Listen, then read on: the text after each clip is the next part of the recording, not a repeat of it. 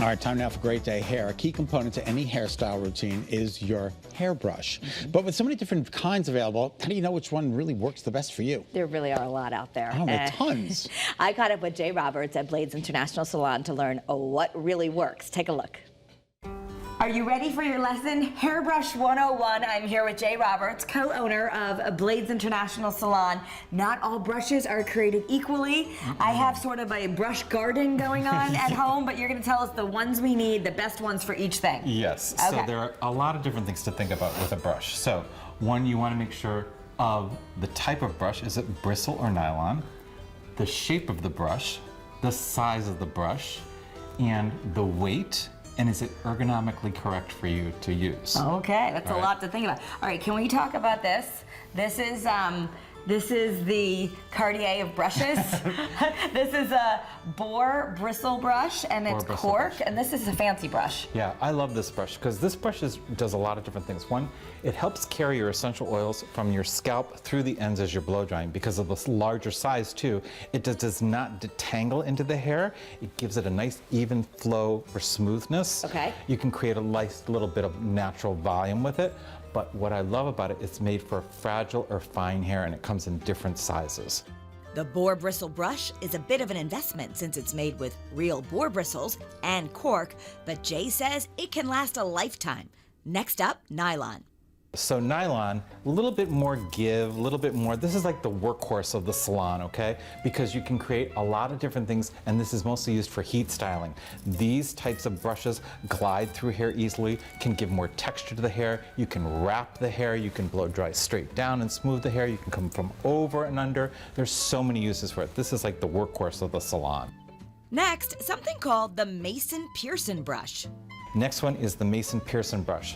This is like my dream brush. It was the first expensive hairbrush I ever bought. This is great for smoothing hair or upstyling hair. It's great to blow dry hair very smooth. If it's coarse, it's great because the heat can glide through it, and it's cushiony, so it bends inside here so it does not snarl and tangle the hair. It glides through the hair. So Mason Pearson, that's the brand? That is the brand. Okay, so you look for that online, and that's an actual brand. Okay, so Yeah. you can have a true Mason Pearson brush. Who Awesome knew? brush. How about a wet brush? Yes, those drugstore finds are a favorite with Jay, too. I love a good wet brush because it's easier and it's more flexible to detangle the hair, and a wide tooth comb. Both are great for combing out hair. One when it's wet and it's long, one when it's shorter and it needs to be more detangled. So Okay. two different types. Okay, and these are easy to find at the drugstore. Absolutely. My kids will only use that because they say it doesn't hurt. Love 'em. It doesn't Okay. hurt. Next, a Denman brush. I love a Denman brush. These are great because it's actually made for curly hair. It helps smooth the hair. When you go to get those little edges and you really want to smooth them out, as you can tell like on my hair how I smooth it out. But it's great because it can catch the hair and really lift it and then pull through the hair. And because it's beveled, it actually bevels the hair and makes it smoother. And that's a brand also, a Denman brush. Denman brush. Nice and tiny, so you Yeah. can fit in your purse. Great size. A paddle brush will give you smooth sailing hair days. Paddle brush. Paddle brush is made for long hair because it glides through the hair. And actually too, again, notice the cushioning of the brush. Yep. This helps so it doesn't pull or snarl or pull and snag the hair and break it. So it's easier to glide through longer hair. Yeah. Now, if you have finer hair, we should have a teasing brush. Teasing brush, I love this because it does a multitude of things. One, because the comb is beveled at the end, it helps section the hair out when you're blow drying.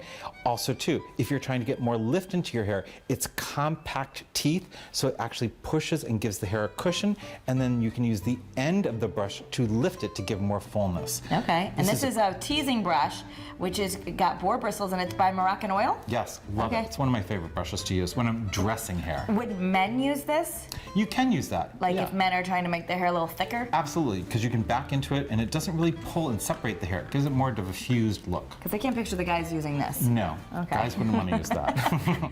And you can go round and round with a round brush. The round brush, Yep. of course. Round brush creates texture. That's the best thing about a round brush. People think, okay, it smooths my hair. Yes, it can smooth your hair, but guess what? Smoothing is also part of texture.